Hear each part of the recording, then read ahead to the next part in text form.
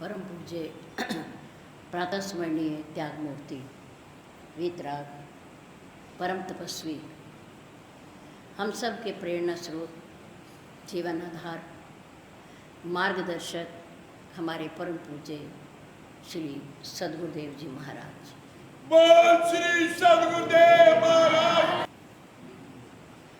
अर्चनीय वंदनीय धर्म स्वरूप पुरुष समाज भक्ति स्वरूपा मात्र शक्ति प्यारी प्रातःकाल की शुभ वेला में आशुतोष शिव बोले नीलकंठ महादेव देवों के देव भगवान शंकर जी के पवित्र मंदिर के प्रांगण में परम पूज्य गुरुदेव जी के चरणारविंद में परमपिता परमात्मा को साक्षी मानते हुए अपने अपने पैरों की चौकड़ी लगाकर बैठते हुए शरीर को सीधा रखते हुए मन को अपने पास लाते हुए चित्त वृत्ति को एकाग्र करके बैठते हुए चेहरे को मंच की ओर रखते हुए आंखें खोल करके बैठते हुए किसी भी प्रकार की हलचल को रोकते हुए शांति का दान देते हुए धर्ममय वातावरण में धर्म की चर्चा, जीवन सुधार की चर्चा, प्रभु की पवित्र पावनी चर्चा कहने और सुनने का प्रयास कीजिए। धन्यवाद।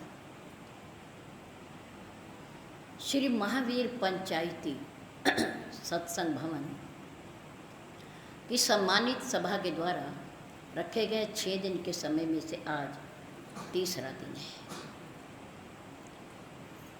बहुत सुंदर भव्य निर्माण कार्य आगे के फर्श को इंटरलॉकिंग टाइलों से ढक देना, थोड़ा ऊपर उठा करके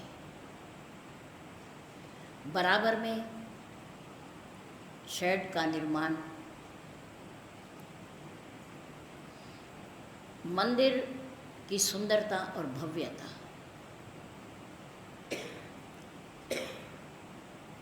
सभी ये सराहनीय कार्य हैं। हमारी सभा के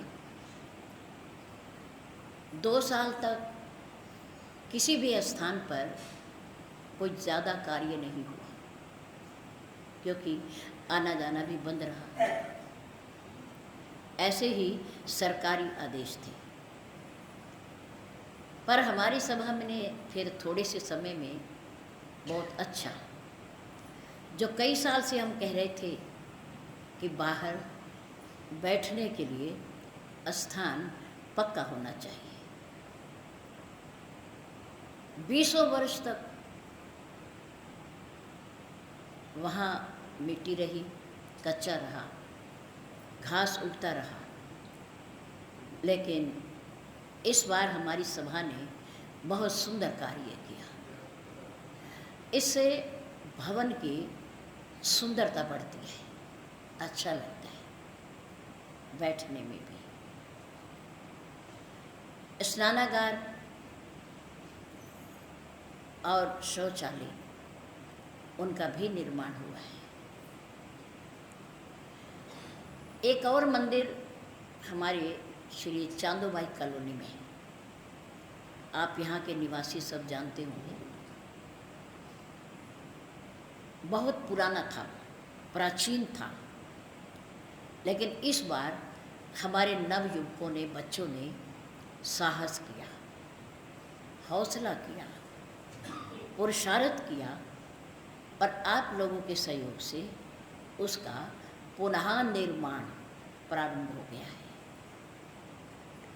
ये मंदिर हमारे तीर्थ है, दर्शनीय स्थल है। यहाँ हमारे आराध्य देव, पूजनीय वंदनीय देवताओं का निवास होता है, पूजा पाठ होता है। मन की शांति के लिए हम वहाँ जाकर बैठते हैं। इसलिए इनकी सुंदरता, इनका रख रखाव, इनकी भव्यता का ध्यान भी हमें ही रखना है, हमें ही देखना है। तन मन और धन से अपने इस स्थानों की सुरक्षा होनी चाहिए।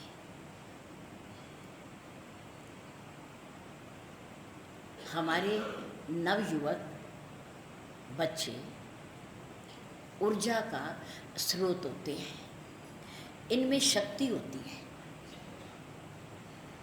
इन्हें कोई प्रेरणा दे दे तो हमारे बच्चे उठ खड़े होते हैं, लग जाते हैं। इसलिए समय समय पर कोई भी धार्मिक कार्य हो, आयोजन हो, कथा हो, कीर्तन हो, निर्माण कार्य हो, आप लोगों का सहयोग बहुत आवश्यक है, बहुत ज़रूरी है, क्योंकि आपके बिना ये कार्य नहीं हो सकते। इसलिए हम कई बार देखते हैं कि बहुत सारे हमारे ऐसे नौजवान बच्चे जो माता पिता को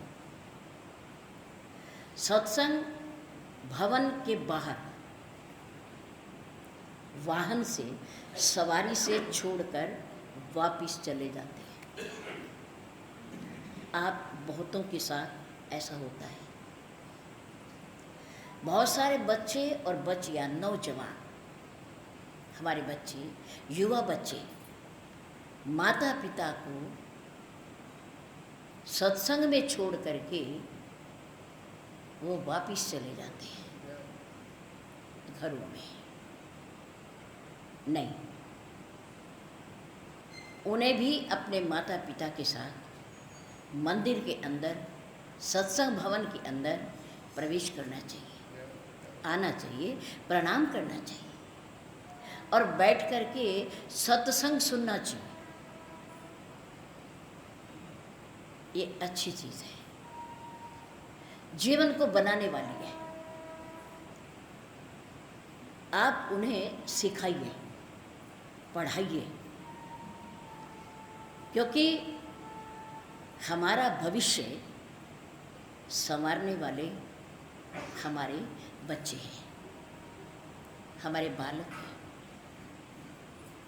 अगर वो संस्कारवान हैं, शिक्षित हैं, सत्संगी हैं, पाठ पूजा करते हैं, शास्त्र पढ़ते हैं, तो हमारा बुढ़ापा सुखदायी हो सकता है। वो हमारी सुरक्षा करेंगे, हमारी सेवा करेंगे, धर्म को समझेंगे। जिस समाज में, जिस समुदाय में नवयुवक, युवा शक्ति आगे होती है, वहाँ वृद्ध लोगों को, बड़े लोगों को भी बल मिलता है, ऊर्जा मिलती है, वो भी उनके पीछे चल पड़ते हैं। इसलिए बच्चों को प्रेरित कीजिए। हमने तो 50, 60, 70 साल की उम्र में जो करना था, जो सीखना था, जो पढ़ना था, पढ़ लिया। अब हमारे सीखने की उम्र नहीं है, अब हमारे मनन करने की उम्र है, चिंतन करने की उम्र है। उन बच्चों को आगे लगाने की उम्र है हमारी। हम उन्हें आगे लगाएं और कहें बैठो, आए हो हमें छोड़ने तो बैठो, 1 घंटा दो यहाँ। घर जा कर के भी क्या करेंगे? सोएंगे, मस्ती मारेंगे, मोबाइल देखेंगे, इधर उधर की हाँकेंगे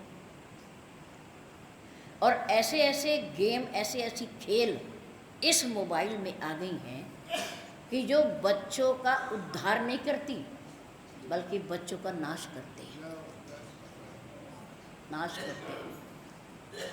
धन का विशेषकर इसी में जुआ है, इसी में शराब है, इसी में सारी गंदगी है। इसी से व्यक्ति हर बुरी प्रवृत्ति को सीखता है। और ऐसे ऐसे खेल हैं, पता भी नहीं चलता और हम अपनी परिश्रम से, पुरुषार्थ से कमाए हुए धन को हार जाते हैं, पता भी नहीं चलता, पता भी नहीं चलता। और इन्हीं खेलों के कारण हमारे पंजाबी समुदाय के बहुत सारे घर बर्बाद हो गए हैं, बर्बाद हो गए और हमें पता भी नहीं। बिजनेस खत्म कर लिए उन्होंने, व्यापार खत्म कर लिए, अपना जीवन ही बर्बाद कर लिया। इसलिए आवश्यकता है कि अपने बच्चों को हम इधर लगाएं, सत्संग में लगाएं, रामायण पढ़ाएं, मंत्र सिखाएं, देवताओं का, देवियों का, प्रभु के स्वरूपों का ज्ञान कराएं कि हमारा धर्म क्या है। ये हमारा कर्तव्य है, माता पिता का कर्तव्य है। अपने साथ उन बच्चों को लाएं जो 10 बजे तक अपने घर सोते रहते हैं। नींद को छोड़ें, आलस को छोड़ें और परमात्मा का, धर्म का ज्ञान कराएं। कल प्रकरण था हमारे सामने कि पुरुषार्थ, पै अक्षर से कितने शब्द बनते हैं। पै से परिवार, पै से पत्नी, पै से पति, पै से पुत्र, पै से पुत्री, पै से प्रशंसा, पै से पुरुषार्थ और पै से ही प्रार्थना, पै से ही प्रतीक्षा। पै अक्षर का बहुत विस्तार। पै से पाना, प्राप्ति, और पै से ही परमात्मा। भगवान ने जब मनुष्य की रचना की तो उसकी झोली में बहुत कुछ डाला। अपने अनुपम उपहार, सुंदर कृति मनुष्य की रचना की। आप धन्यवाद के पात्र, भगवान का अनमोल उपहार हो आप, अनमोल। ये जीवन खोने के लिए नहीं मिला, कुछ पाने के लिए मिला है, कुछ प्राप्त करने के लिए मिला है। अनमोल रचना है मनुष्य परमात्मा की सृष्टि की। जब इसकी रचना की और इसको देख करके विधाता बहुत प्रसन्न हुआ, बहुत प्रसन्न। परमात्मा ने अपनी एक सुंदर रचना की झोली में बहुत सारे उपहार डाले, सुंदर सुंदर उपहार। तप, योग, भजन, मनन, दान, पुण्य, अध्ययन, भक्ति, शुभ कर्म, ये उपहार हैं जो केवल हम कर सकते हैं। विषय भोग नाना प्रकार के मनुष्य की झोली में डाले। झोली में डालते हुए, क्योंकि प्रभु के हाथ बहुत लंबे हैं और मनुष्य की झोली बहुत छोटी है। सुंदर उपहार झोली में डालते हुए उसमें से एक पदार्थ नीचे गिर गया, नीचे गिर गया और उसे परमात्मा ने अपने श्री चरणों को बढ़ाकर उसे छिपा दिया। जो एक उपहार, उसमें से पदार्थ गिर गया देते हुए, परमात्मा ने अपने श्री चरण आगे बढ़ाकर उसे अपने चरणों के नीचे छिपा लिया। लक्ष्मी जी देख रही थी। जब मनुष्य झोली भर करके चला गया, खुश होकर के चला गया, तो लक्ष्मी जी ने प्रश्न किया, प्रभु आपने इतना कुछ दिया, मनुष्य को इतना कुछ दिया कि उसी झोली भर दी, झोली भर दिया आपने, कोई कमी नहीं छोड़ी। आप इतने दयालु हैं, पर एक वस्तु जब आप दे रहे थे वो उसकी झोली से नीचे गिर गई और आपने अपने श्री चरणों के नीचे छिपा लिया। ये कंजूसी क्यों की? ऐसा क्यों किया आपने? जो गिर गई थी उसे भी उठा के दे देते। आपका ही तो पुत्र है, आपकी तो संतान है, आपने उससे चोरी क्यों की? उसे छिपा कर क्यों रखा आपने? वो भी दे देते, आप तो दाता हो। प्रभु ने कहा, तुम नहीं जानती कि वो क्या गिरा है और मैंने उसे अपने चरणों के नीचे क्यों छिपाया है। लक्ष्मी जी ने कहा, फिर आप बताइए ना, मैं तो समझी नहीं कि वो क्या था। प्रभु ने कहा, देवी इन देते हुए पदार्थों में एक पदार्थ मनुष्य की मन की शांति थी, मन की शांति। पदार्थों की भागदौड़ में, प्रसन्नता में, प्राप्त करने में उसकी एक वस्तु जो नीचे गिरी वो थी उसके मन की शांति, और वो मैंने अपने श्री चरणों के नीचे दबा ली। क्यों? ऐसा क्यों किया आपने? वो भी दे देते। प्रभु ने कहा, नहीं, जब इस संसार की दौड़ में विषय भोगों के पीछे काम, क्रोध, लोभ, मोह, अहंकार से ग्रस्त हो करके मनुष्य इस दुनिया में दौड़ेगा, भागेगा, व्याकुल होगा, तो उस समय उसे केवल खोज होगी मन की शांति की, मन की शांति की। जब ये उसे दुनिया में कहीं नहीं मिलेगी, तो ये दौड़ करके कहाँ आएगा? मेरे चरणों में आएगा, मेरे चरणों में आएगा। इसलिए मैंने उसको अपने श्री चरणों के नीचे दबा लिया है कि कम से कम कोई ऐसा समय जरूर आना चाहिए कि दुनिया से विमुख हो करके ये मनुष्य जीवन के किसी भी मोड़ पर मेरे पास भाग कर आए, मेरे पास आए, क्योंकि उसका असली ठिकाना यही है, मेरे श्री चरण ही है, और यहाँ आकर के उसे शांति मिल जाएगी, उसका मन ठहर जाएगा, स्थिर हो जाएगा, जो भावना से आएगा, भावना से आएगा। तो इस दुनिया में, इस सृष्टि में, विषय भोगों की दुनिया में, धन दौलत की दुनिया में, मेरे तेरे की दुनिया में विश्राम नहीं है,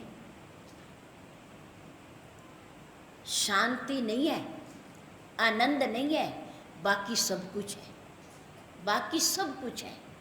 पुत्र परिवार भी है, धन संपत्ति भी है, मकान जायदाद भी है, कोठी भी है, ऐशो आराम भी है, लेकिन मन की शांति नहीं है,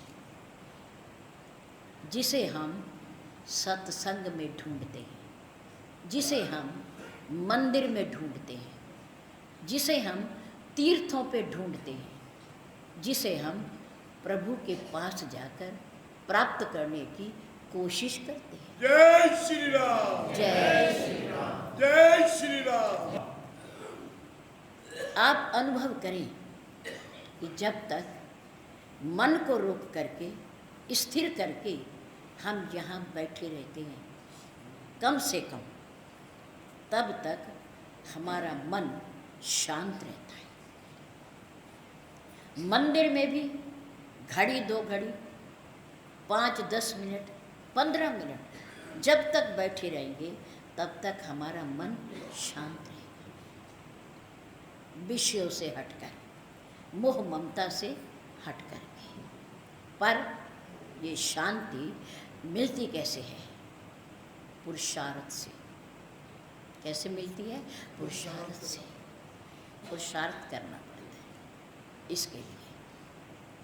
अगर हमारा पुरुषार्थ कभी सफल ना हो, बहुत बार होता है, कभी हमारा पुरुषार्थ सफल ना हो, हमारा परिश्रम सफल ना हो, हम जो चाहते हैं उसकी प्राप्ति हमें ना हो, तो क्या करें? तो क्या करें? तो हम भगवान के सामने बैठकर, सद्गुरुदेव के सामने बैठकर एकाग्र मन करके प्रार्थना करें। क्या करें? प्रार्थना करें। पुरुषार्थ सफल ना हो, अपनी मेहनत सफल ना हो, तो क्या करें? उद्वेगित नहीं होना, व्याकुल नहीं होना, परेशान नहीं होना, व्यथित नहीं होना। भगवान के श्री चरणों में बैठकर प्रार्थना करें, प्रार्थना करें। यदि कभी प्रार्थना भी स्वीकार ना हो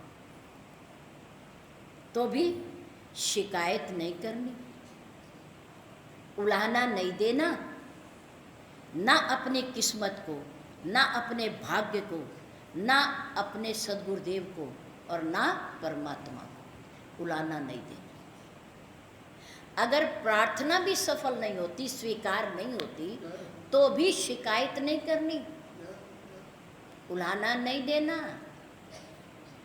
क्योंकि ईश्वर सब कुछ देख रहा है। शिकायत नहीं करनी। फिर क्या करें? फिर क्या करें?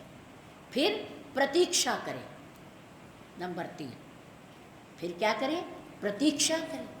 समय की, समय की प्रतीक्षा करें।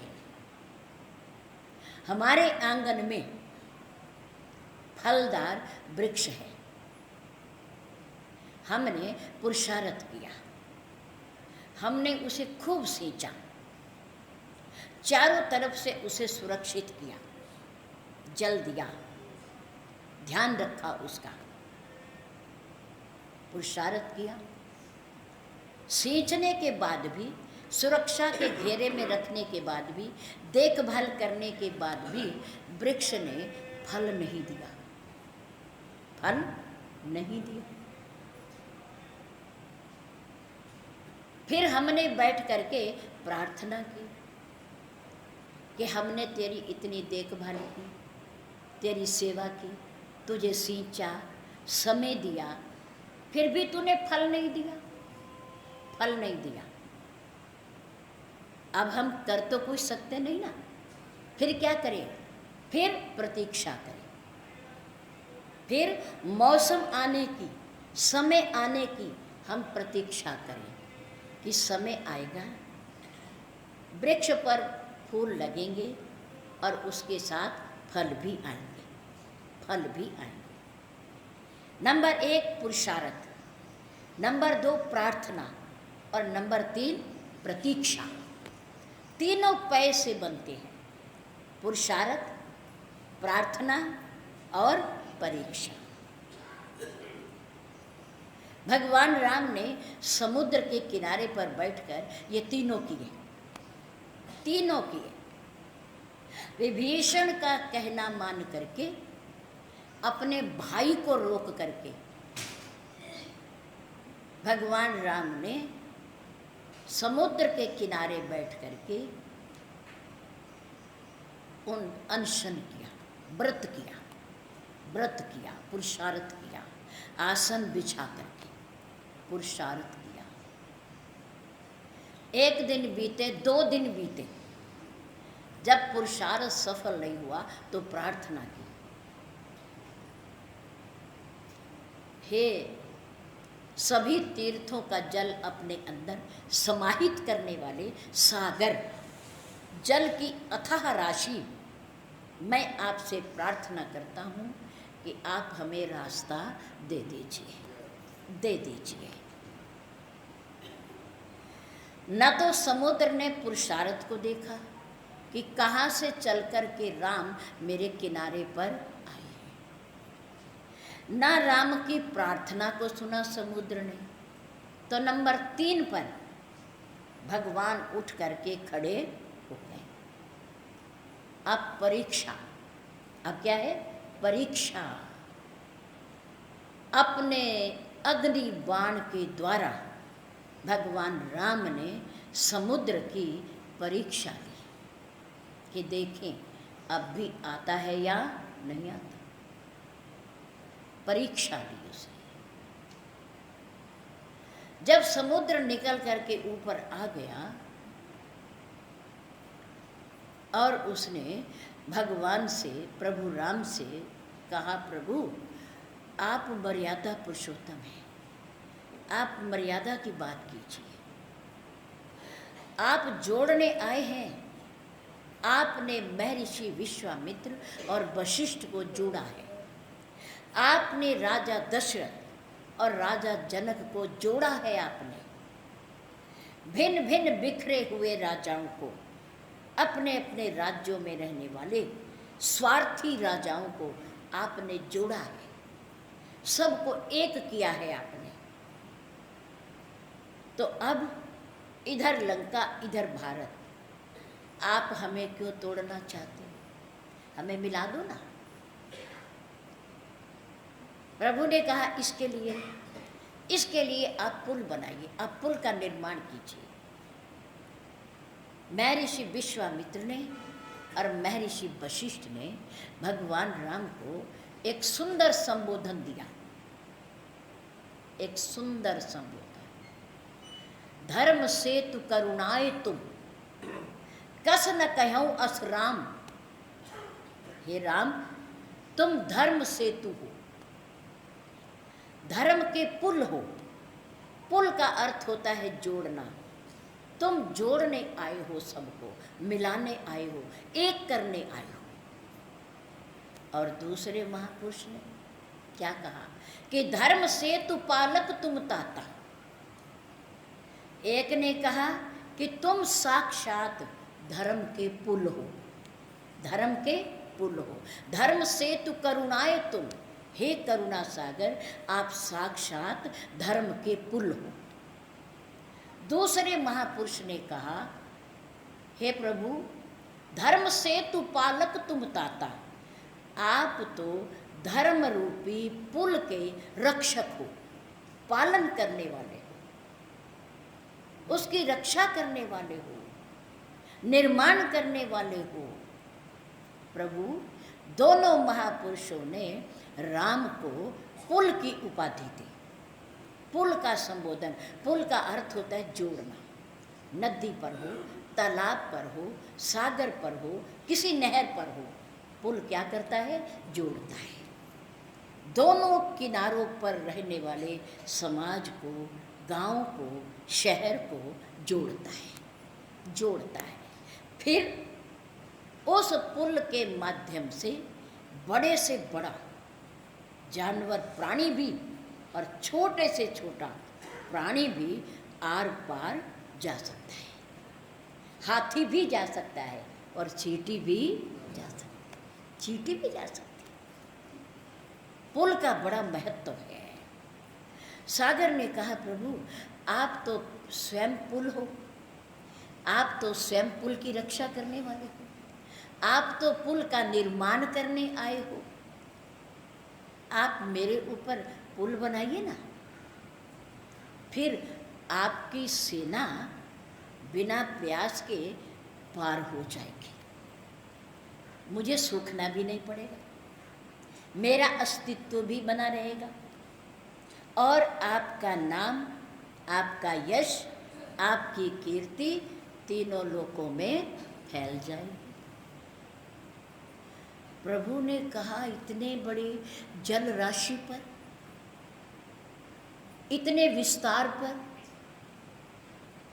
जहाँ प्रभु राम ने बैठकर पुल से रास्ता मांगा, वहाँ से लंका 37 किलोमीटर दूर है।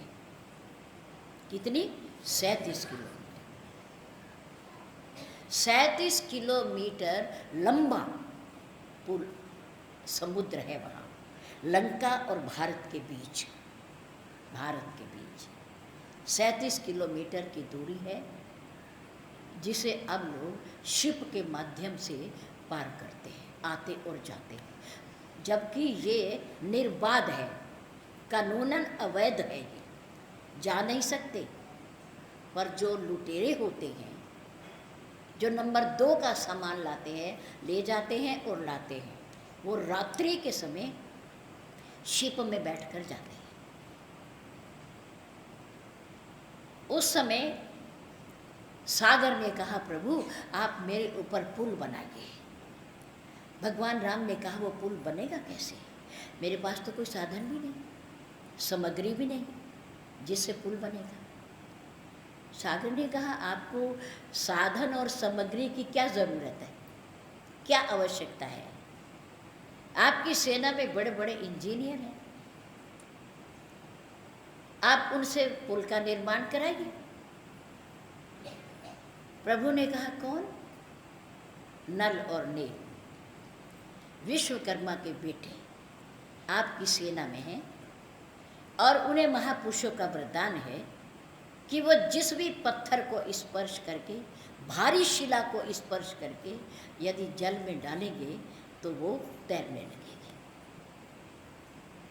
नल और नील को बुलाया गया और उनसे उनके अंदर क्या गुण है, क्या शक्ति है उनके अंदर, उन्हें याद दिलाया गया।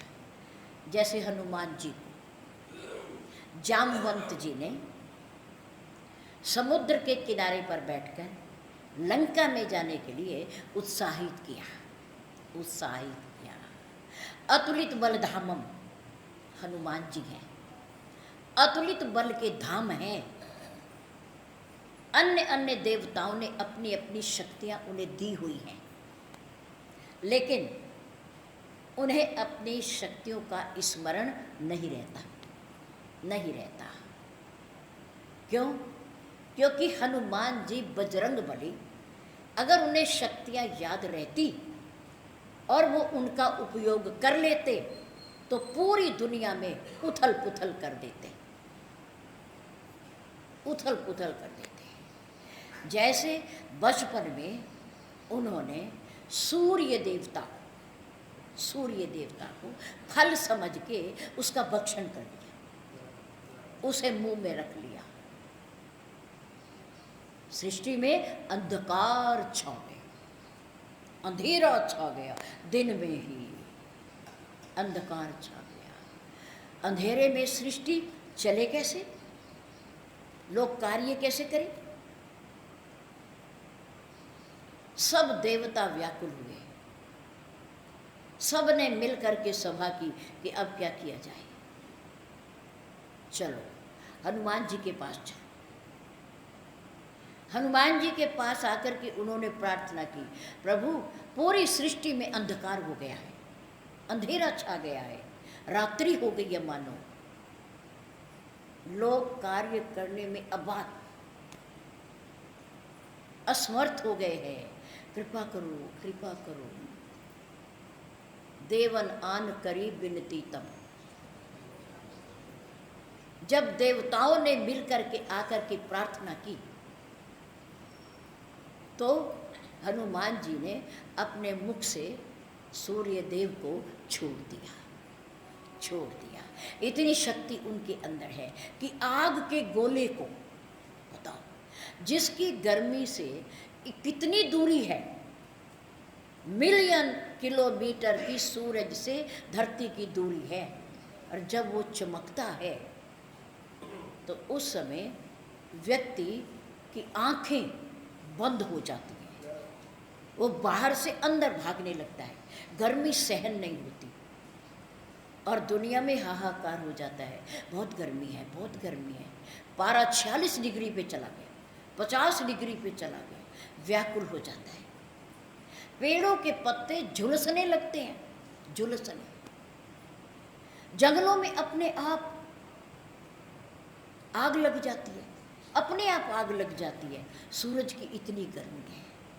उस आग के गोले सूरज को हनुमान जी ने अपनी शक्ति से फल समझ करके मुंह में डाल लिया था। हनुमान जी बजरंग बली। तो सब देवताओं ने अपनी अपनी शक्ति तो दी, पर उन्होंने ये कहा कि आपको आपकी शक्ति समय आने पर यदि कोई याद दिलाएगा तो आपको अपनी शक्ति का पता चल जाएगा, वरना आप अपनी शक्ति को भूले रहोगे, भूले रहोगे। आप इतने शक्तिशाली हो। तो हनुमान जी अपनी शक्ति को भूल गए। जब पता लगाने गए माँ सीता का, प्रभु राम का सिमरन कर रहे एकांत में बैठकर, सब वानर, जामवंत जी, अंगद आदि आदि सब, नील नल,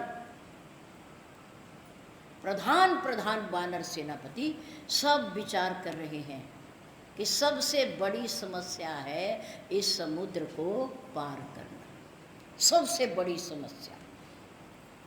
अब इस समुद्र को पार कौन करे, पार कौन करे? सबसे पहले जामवंत जी ने कहा, देखो भाई, तुम्हारे सबसे मैं बड़ा हूँ, मेरा कर्तव्य बनता है कि मैं जाऊँ, पर मेरे शरीर की वृद्ध अवस्था है, बूढ़ा हो गया हूँ मैं, और जब ये शरीर जवान था तो उस समय मैंने वामन भगवान जब वो विराट बने, विराट नीचे से ऊपर आकाश तक विराट बने, उस समय मैंने उनके विराट स्वरूप की 2 घड़ी के अंदर 7 प्रदक्षिणा की। कितने की? 7 प्रदक्षिणा 2 घड़ी में, उभय घड़ी 2 घड़ी में। लेकिन अब मैं असहाय हो गया हूँ, बूढ़ा हो गया शरीर, इसलिए मैं तो जाने की समर्थ रखता ही नहीं, जा ही नहीं सकता, बड़ा हूँ, जाना मुझे चाहिए था। अब आया युवराज अंगद का नाम। अंगद ने कहा, देखो भाई, मुझे अपनी शक्ति पर भरोसा नहीं है, मैं लंका के पार जा तो सकता हूँ, पर वापिस आ पाऊँ या ना आ पाऊँ इसमें मुझे संशय है, इसमें मुझे संशय है। इसलिए मैं भी हामी नहीं भरता, मैं चला जाऊँ और ना आऊँ तो मेरे जाने का कोई फ़ायदा है ही नहीं। आपको पता कैसे चलेगा कि वहाँ सीता माँ है या नहीं? कैसे पता चलेगा? मैं भी असमर्थ। जामवंत जी ने कहा, अब नंबर आता है हनुमान जी का, बजरंग बली का, पर वो है कहाँ? ढूंढो उसे। हनुमान जी को ढूंढा गया, वो एकांत में बैठ करके भगवान का भजन कर रहे, आंख बंद करके चिंतन कर रहे हैं। क्यों? क्योंकि उनका मानना है जिन्होंने हमें अंगूठी देकर यहाँ तक पहुँचाया, आगे भी वही ले जाएगा, आगे भी वही पहुँचाएगा। अगर वहाँ तक ना पहुँचना होता तो वो हमें अंगूठी ही ना देते, अंगूठी ही ना देते। अंगूठी देने का अर्थ है कि वो जानते हैं कि यही अंगूठी लेकर के आगे जाएगा। इसलिए वो उनके नाम के भरोसे बैठे हैं कि जब उनकी प्रेरणा होगी, जब वो शक्ति देंगे, जब वो उत्साहित करेंगे, अपने आप काम हो जाएगा। भरोसा, विश्वास, भरोसा किसी के प्रति दृढ़ हो ना हो, पर विश्वास जरूर दृढ़ होना चाहिए। विश्वास जरूर दृढ़ होना चाहिए। क्यों? बिन विश्वास भक्ति नहीं, तेहि बिन द्रवहीन राम। राम कृपा बिनु सपने हो, जीवन लहे विश्राम। बिना विश्वास के ईश्वर का भजन नहीं होता। अगर होता भी है तो उसमें आनंद नहीं आता, उससे शांति नहीं मिलती, हृदय में हलचल रहती है।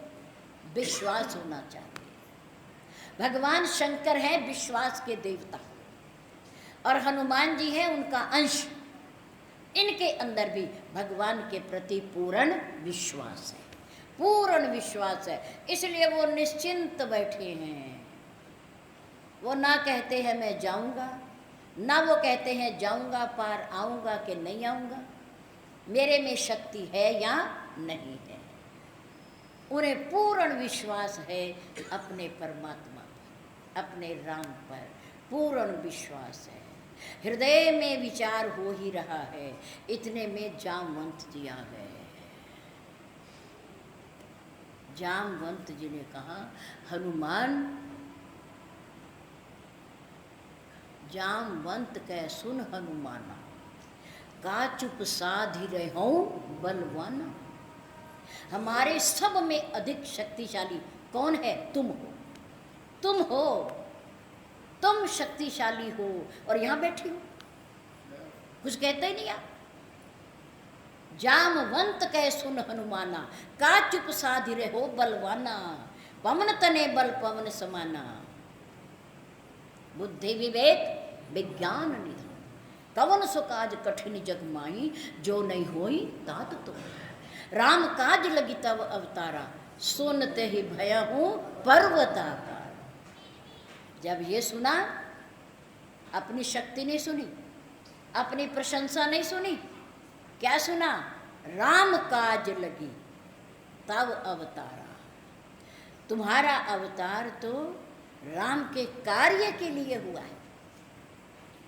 तुम तो राम के सहयोग के लिए आए हो, सहायता के लिए आए हो, उनके कार्यों को संपन्न करने आए हो, और चुपचाप बैठे हो।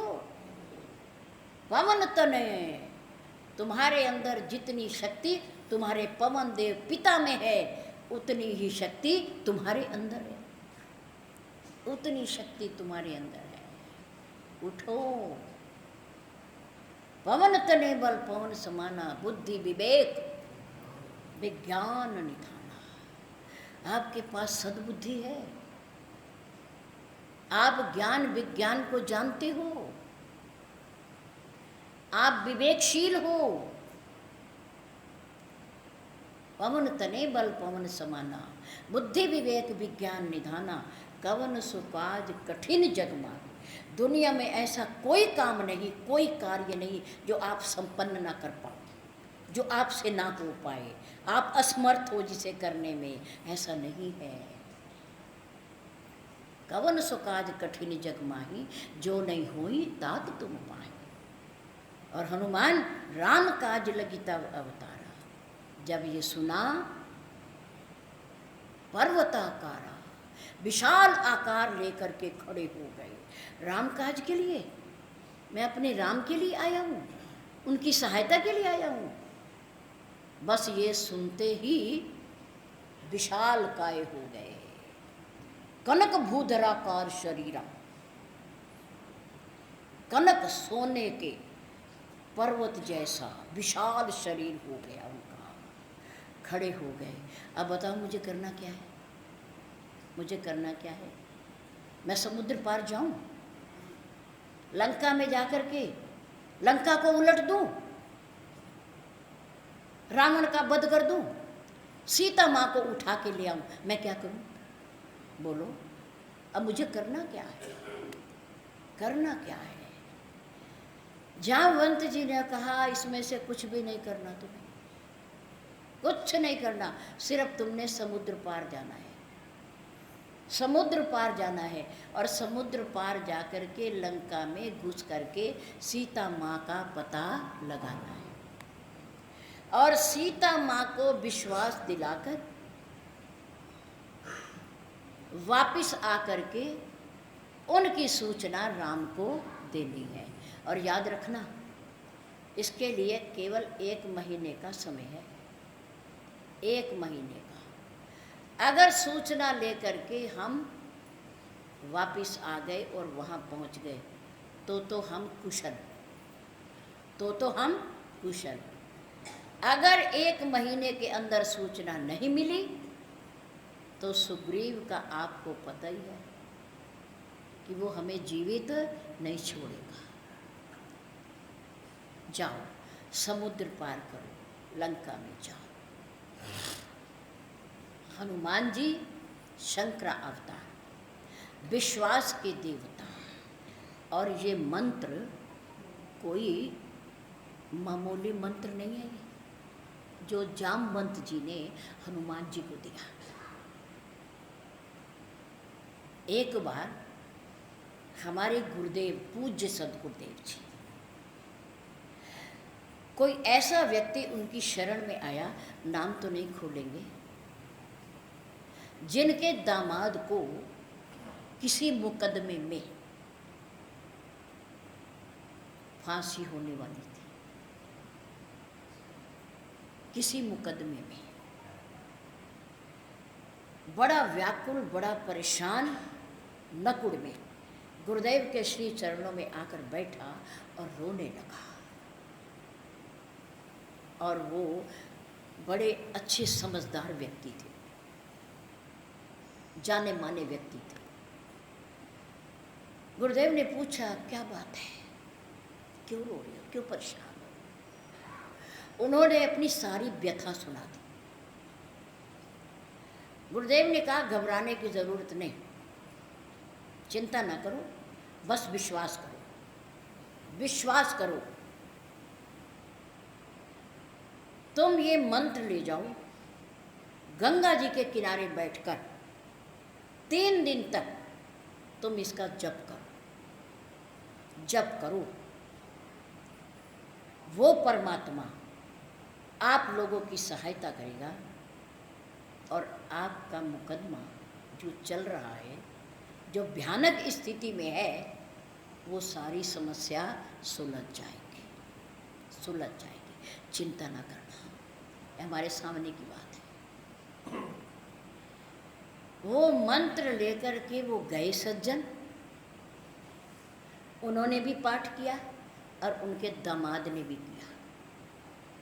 दोनों ने मिल करके जैसे उन्हें कहा गया था, गंगा जी के किनारे पर बैठकर पाठ किया और मुकदमे की तारीख आ गई, तारीख आ गई। चमत्कार देखिए, भावना का, विश्वास का और मंत्र का चमत्कार देखिए। जिस व्यक्ति को फांसी होनी थी, वो व्यक्ति फांसी से भी बरी, जेल से भी बरी और मुकदमे से भी बरी हो गई। बोल सदगुरुदेव महाराज की जय हो। बोल बाबा की, वाले बाबा। ऐसा मंत्र शक्तिशाली, इन मंत्रों में बड़ी शक्ति होती है। हम विश्वास नहीं करते, विश्वास नहीं करते। एक कल्याण की पत्रिका आती है गोरखपुर गीता प्रेस से, उसके पीछे उन महानुभावों के अनुभव लिखे होते हैं जिन्होंने इन मंत्रों से लाभ उठाया होता है, जिन्हें शक्ति मिली होती है, जिन्होंने कुछ पाया होता है, तो वो फिर अपने जीवन के अनुभव लिखते हैं, अनुभव लिखते हैं। फांसी के फंदों को काट देते हैं ये मंत्र, फांसी के फंदों को। इसी मंत्र के बल पर हनुमान जी समुद्र पार कर गए, सुरसा की परीक्षा में पास हो गए, सिंहिका का वध कर दिया और लंकनी को सदगति प्रदान कर दी। वो अपने लोक में चली गई। पहरा देने की जिम्मेदारी उसकी खत्म हो गई। उस दिन से संतों के दर्शन का ये लाभ होता है।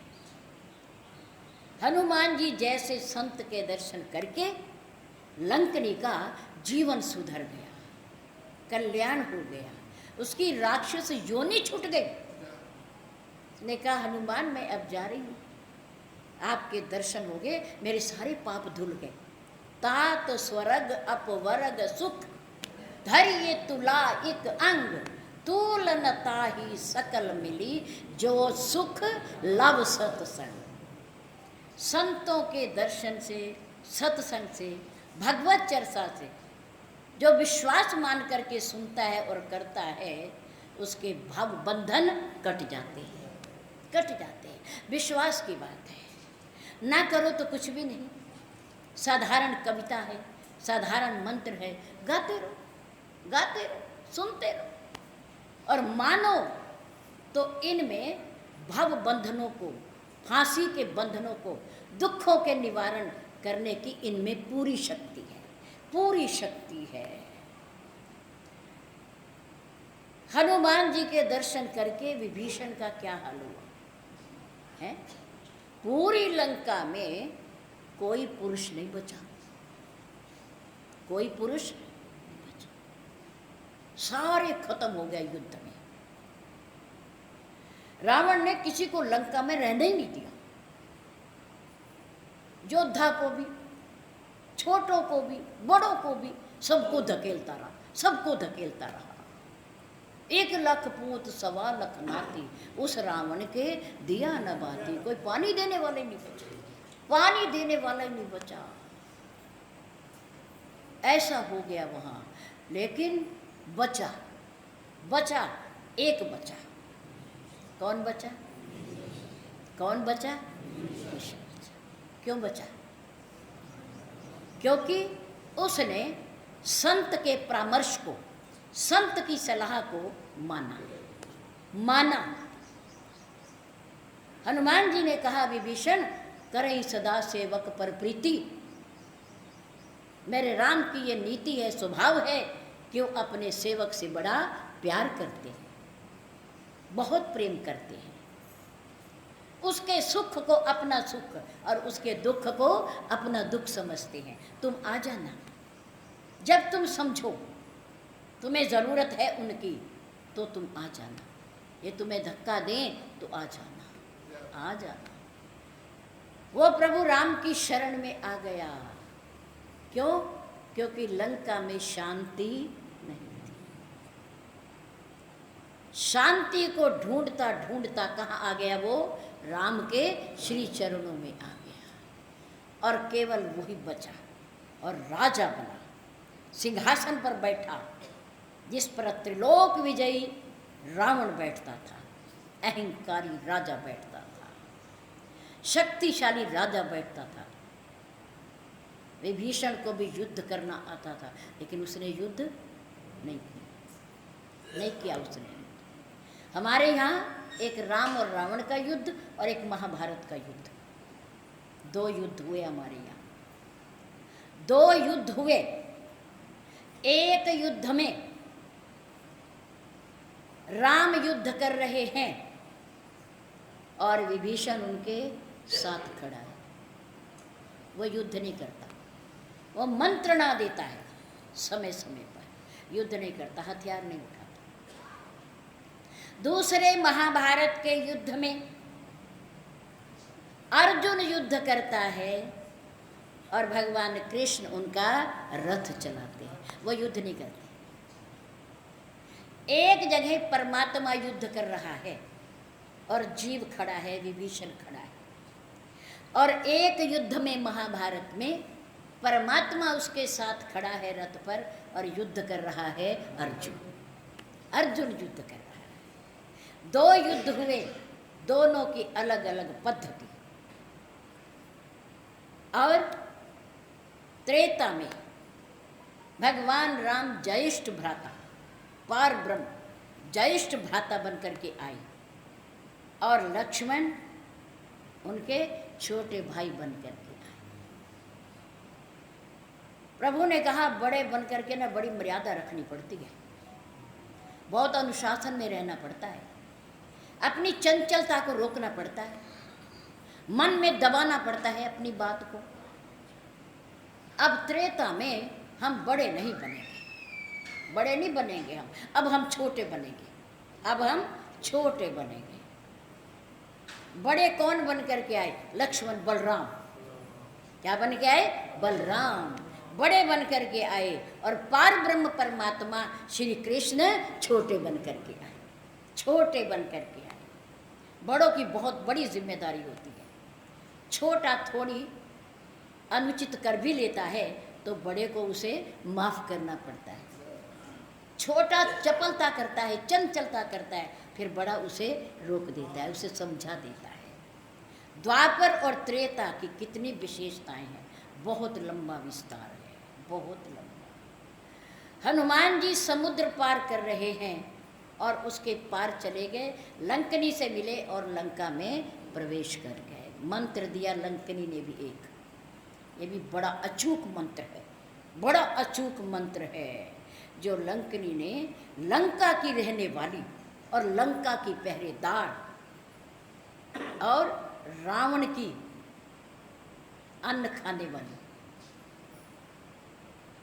उसने कहा हनुमान जी को, प्रभु नगर कीजिए सब काजा, हृदय राखी कौशलपुर राजा, गरल सुधारी पुकरहि मिताई, गोपद सिंधु अनन सित, गरुए सुमेरु रेणु समताही, राम कृपा करी चित में। बड़ा अचूक मंत्र है ये भी, उस मंत्र की तरह किसी भी विशेष कार्य के लिए या वैसे आप घर से बाहर जा रहे हैं तो लंकनी कहती है कि अगर आपने सफल होना है कार्य में, कार्य अपना सिद्ध करना है, तो आप इस मंत्र का जाप करते हुए घर से निकलो, घर से निकलो, आपका कार्य हो जाएगा, हो जाएगा।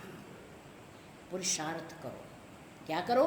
पुरुषार्थ करो। फिर परमात्मा से प्रार्थना करें, और फिर प्रार्थना भी स्वीकार ना हो तो क्या करें? प्रतीक्षा करें। अपना समय खराब है, सही आएगा तो सब ठीक हो जाएगा, सब ठीक हो जाएगा। क्रोधित होने से, बुरा भला कहने से, परमात्मा पर विश्वास ना करने से कुछ होने वाला, काम होता तो है ही नहीं बल्कि बिगड़ जाता है, बिगड़ जाता है। इसलिए परमात्मा के अपने कार्य को करने के लिए पुरुषार्थ, पुरुषार्थ सिद्ध ना हो तो प्रार्थना, और प्रार्थना भी स्वीकार ना हो तो प्रतीक्षा करो कि कभी तो अच्छा समय आएगा, आएगा, और ज़रूर आएगा। परमात्मा सबकी सुनता है। धन्यवाद। जय श्री राम।